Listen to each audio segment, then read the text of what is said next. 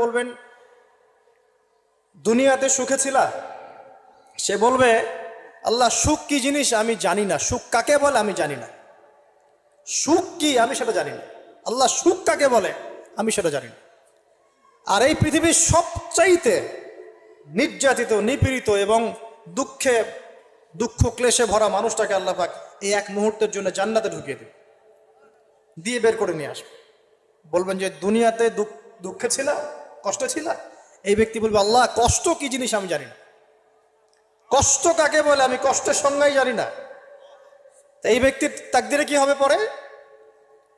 এই ব্যক্তি জান্নাতের আরফ নামক জায়গায় দাঁড়িয়ে থাকবে, চেহারাটা ঘুরিয়ে দেওয়া হবে জাহান্নামীদের দিকে। সে বলবে যে আল্লাহ চেহারাটা খালি আমাকে জান্নাতের দিকে ঘুরায় দাও, আমি জান্নাতে যেতে চাচ্ছি না, খালি চেহারাটা ঘুরায় দাও, বাস এনাফ। আল্লাহ বলবেন আর কিছু চাবো না তো? না, আর কিছু চাবো না। ঠিক আছে, চেহারা ঘুরাই দিলাম। এবার চেহারা জান্নাতের দিকে ঘুরে আসে, জান্নাতের ঘ্রাণ, জান্নাতের নেয়ামতের স্নিগ্ধতা সব পাচ্ছে সে। এবার বলছে আল্লাহ শুধু দরজার কাছে নিয়ে যেয়ে রেখে দাও, ঢুকতে চাবো না। আল্লাহ বলবেন যে এইবার কথা দিয়ে কথা রাখবা, ঠিক আছে, জান্নাতের দরজার সামনে গিয়ে রেখে দাও। ও বেচারা দরজা ধরে দাঁড়ায় আছে, চিন্তা করবে, ও ভাববে, ওই সময় সে ভাববে, হাদিসে এত স্পেসিফিকলি আসছে, সে ভাববে যে আর কিভাবে আল্লাহকে বলবো, আল্লাহ তো এতদূর পর্যন্ত নিয়ে আসলেন। এরপর বলবে যে জাস্ট একটু উকি দিব, আল্লাহ খালি একটু উকি দিতে, ঢুকানোর দরকার নেই, খালি উকি দিব। আল্লাহ পাক বলবেন দেখো আদম সন্তান, তোমরা কিন্তু কথা খুব কম রাখো, আদম সন্তান তোমরা কথা দিয়ে কথা রাখতে পারো না। ওই যে আদম আলাইহিস সালামকে বলা হয়েছিল না, ওয়ালা তাকরাবা হাদিহি শাজারা, তোমরা গাছের কাছে যেও না, তাও তারা গাছের কাছে চলে গেলেন। তোমরা কথা দিয়ে কথা রাখো না। এবার উকি দিয়ে সে বলবে আল্লাহ এতদূর যখন নিয়ে আসছো, আল্লাহ আমাকে আর এখান থেকে দূরে ঠেলে দিও না, আমাকে ঢুকাই দাও আল্লাহ জান্নাতের মধ্যে। আল্লাহ পাক তাকে জান্নাতে ঢুকাই দিবেন এবং এই দুনিয়ার চাইতে 10 গুণ বড় জান্নাত তাকে দিবেন ইনশাআল্লাহ। তাহলে আমরা বুঝতে পারলাম যে দুনিয়ার বাস্তবতা কি আর আসল প্রকৃত সাফল্য কাকে বলে। আরেকটা কথা বলি, এক ব্যক্তিকে জাহান্নামের শাস্তি দেওয়া হবে বছরের পর বছর, অনেক বছর, অনেক বছর, কত বছর আল্লাহ ভালো জানেন। কারণ জাহান্নামের উপর থেকে ছেড়ে দেওয়ার পরে জাহান্নামের তলায় গিয়ে পৌঁছাতেই মানে কত হাজার হাজার বছর পার হয়ে যাবে মানুষ জানে না। এত গভীর জাহান্নাম, এত গভীর। আমরা তো এখন নাসাকে ইলাহ বানিয়ে নিয়েছি, নাসা যা বলে তাই বিশ্বাস করি। ও বলে মঙ্গলে পানি আছে, আমরা বলি হ্যাঁ পানি আছে। ও বলে চাঁদে এই আছে, আমরা বলি হ্যাঁ সেই আছে। নাসা যদি এখন বলে জাহান্নাম নামে একটা জায়গা আছে, কালকে দেখবেন সব মানুষ বিশ্বাস করছে হ্যাঁ জাহান্নাম নামে একটা জায়গা আছে। এটা হলো যে সায়েন্সকে আমরা এখন উপাস্য বানাচ্ছি, এটা একটা শিরক, এটা আধুনিক শিরক। আধুনিক আরো শিরক আছে, আল্লাহর হালালকে হারাম করা, আল্লাহর হারামকে হালাল করে নেওয়া। ওইদিকে আমি যাচ্ছি না। এখন পড়তে পড়তে পড়তে একটা জায়গা তাকে দাঁড় করিয়ে দেওয়া হবে, আযাব দেওয়া হবে, আযাব দেওয়া হবে, আযাব দেওয়া হবে। এক পর্যায়ে সে চিৎকার করতে থাকবে ইয়া মান্নান ইয়া হান্নান, ইয়া মান্নান ইয়া হান্নান, এভাবে চিৎকার করতে করতে, এগুলো আল্লাহ পাকের নাম। এগুলো কি আল্লাহ পাকের নাম। আল্লাহ পাক বলবেন দেখো জাহান্নামের অতল গভীরে কোন আমার বান্দা আমাকে ডাকছে, কি হাজত তার, নিয়ে আসো।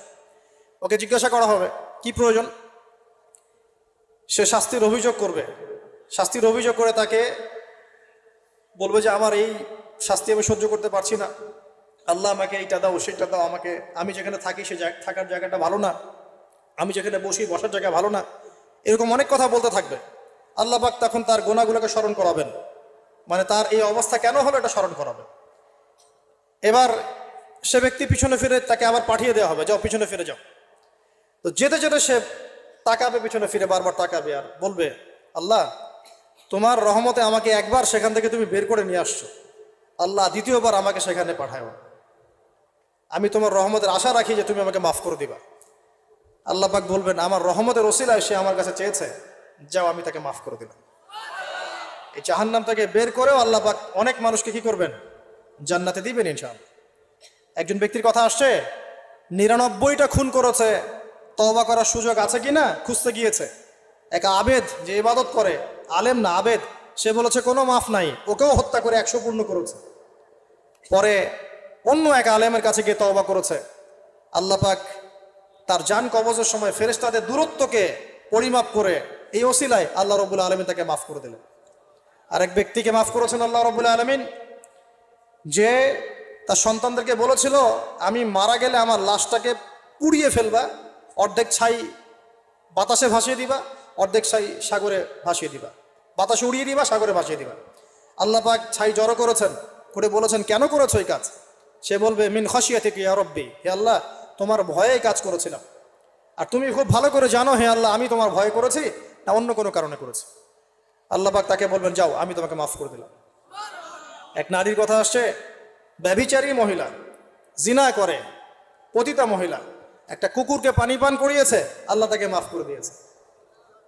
আর একজন লোকের কথা আসছে যে তার বন্ধুকে এতটুকু বলেছিল, একজন ব্যক্তি তার বন্ধুকে এতটুকু বলেছিল যে আল্লাহ তোকে কোনোদিন মাফ করবে না, আল্লাহ তোকে কোনোদিন মাফ করবে না। এরকম কথা কিন্তু আমরা অনেকে বলে ফেলি। আল্লাহ পাক মৌতের পরে এই দুই ব্যক্তিকেই ডাকবেন, কিয়ামতের মাঠে ডাকবেন, এটা বারজাকে হয়েছে। বলবেন আমার রহমত নিয়ে কথা বলার ইখতিয়ার তোমাকে কে দিয়েছে? আমি কাকে মাফ করব কাকে করব না এই কথা বলার ইখতিয়ার তোমাকে কে দিয়েছে? আজকে আমি তাকে মাফ করে দিলাম, তোমাকে জাহান্নামে দিয়ে দিলাম, চাও চলে যাও। অতএব আল্লাহ রাব্বুল আলামিনের এই বিশাল রহমত আমরা পাবো, আশাবাদী ইনশাআল্লাহ। এই কারণে আমাদের প্রথম যে বিষয়টা ফোকাস করতে হবে, আল্লাহ রহমত পেতে হলে আমাদের অবশ্যই বস্তুবাদিতা ত্যাগ করতে হবে। আল্লাহ পাক দুনিয়া পছন্দ করেন না, দুনিয়ার মোহে যারা ডুবে থাকে আল্লাহ এদেরকে পছন্দ করেন। দুনিয়া প্রয়োজন, যতটুকু আমার দরকার আমি করব, যতটুকু প্রয়োজন নাই এই বিষয়টা আমি পেতেই হবে, চাই চাই আরও চাই, হ্যাঁ দু হাতে যা পাও হাত পেতে নাও, ঋণ করে ঘি খাও, এইসব দর্শনের ধার ধারবো না আমরা ইনশাআল্লাহ।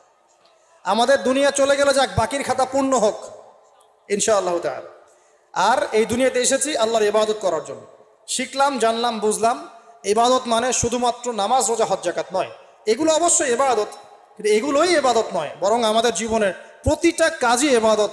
আমাদের স্ত্রীর মুখে ভাত তুলে দেওয়া পর্যন্ত, একটা মুসলিম ভাইয়ের সাথে হাসি মুখে কথা বলা পর্যন্ত, মুসাফা করা পর্যন্ত, এভরি সিঙ্গেল ওয়ার্ক যে আমরা এই দুনিয়াতে করি, এগুলো ইনশাআল্লাহ তাআলা ইবাদত বলে কাউন্ট হবে যদি আমরা এগুলোকে তিনটা পদ্ধতিতে করি। এক, আল্লাহর সন্তুষ্টির জন্য করি। দুই, রাসূলের পদ্ধতিতে করি। এবং হালাল খেয়ে করি ইনশাআল্লাহ তাআলা। আল্লাহ পাক আমাদের সবাইকে এভাবে ইবাদত করার তৌফিক দান করুন। আর শেষ করার আগে আমি আর কয়েকটা পয়েন্ট টাচ করে শেষ করে দিচ্ছি, রাত অনেক গভীর হচ্ছে। আসন্ন রমজান মাস আমাদের সামনে আছে। আমাদের সামনে বলতে এই তো 2 সপ্তাহ হয়তো বাকি নাই। আমি কয়েকটা পয়েন্টস খালি আপনাদের সাথে শেয়ার করবো, যে এই পয়েন্টগুলো যদি একটু ফোকাস করি, রমজান মাসটা গোনা মাফের উৎসব হবে ইনশাআল্লাহ। আমরা কলেজ লাইফে পড়তাম একটা ওয়ার্ড, উৎসবের উৎসাহ। উৎসবের উৎসাহ, এই যে ছায়ানট, উদিচি, এইসব জায়গায় যারা থাকে না, এরাও এই শব্দগুলো জানে ভালো করে। উৎসবের উৎসাহ, ওরা বলে যে জাগতে হবে রাত আলো জ্বেলে রেখে উৎসবের উৎসাহে, মানে রাত জাগতে হবে আলো জ্বেলে রেখে উৎসবের উৎসাহে। আমাদের এই দুনিয়ার জীবনের হায়াত কিন্তু খুব লম্বা না, খুব লম্বা কি 60 থেকে 70, এর মধ্যে আল্লাহ পাক কিছু উৎসবের উৎসাহ দিয়েছেন। যেমন শবে বরাত, যেমন শবে বরাতের রাত, এই রাতে ব্যক্তিকেন্দ্রিক তো কিছু ইবাদত করা যায়, সামগ্রিক না হলে। এই রাতে আল্লাহ পাক সবাইকে মাফ করেন, 2 শ্রেণীর মানুষ বাদ দিয়ে, মুশরিক, মুশাহিন, শিরক করে যারা, হিংসা বিদ্বেষ পোষণ করে যারা, এদের বাদ দিয়ে। শাবান মাস বেশি বেশি নবী রোজা রাখতেন। আরাফার দিন, আশুরা, মুহররম, জিলহজ মাসের প্রথম 10 দিন কিছু উৎসবের উৎসাহ আল্লাহ দিয়েছেন, দেন নাই? সবচেয়ে বড় উৎসব কোনটা বলেন তো? এই যে রমজান মাস।